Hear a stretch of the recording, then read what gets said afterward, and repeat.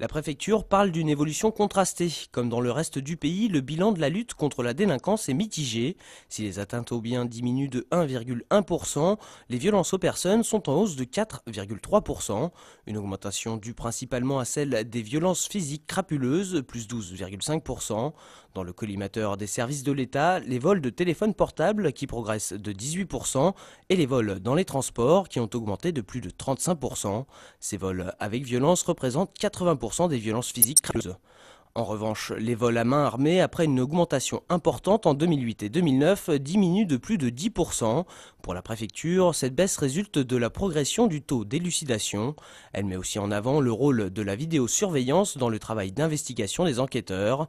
Au total, 14 027 caméras sont implantées dans le département, soit 1290 de plus qu'en 2009. Mais cette baisse des vols à main armée est contrebalancée par une hausse des cambriolages de 3,6% ou encore des vols de voitures, plus 5,5%. Le département détient d'ailleurs le sombre record national du nombre de voitures volées par habitant, 4,6 pour 1000 habitants. Sur les violences urbaines, là aussi le bilan est contrasté. S'il y a bien une diminution globale de 11,7%, l'explosion des affrontements entre bandes inquiète, plus 36% en 2010. Au cours de l'année, 340 policiers et 32 gendarmes ont été blessés en service.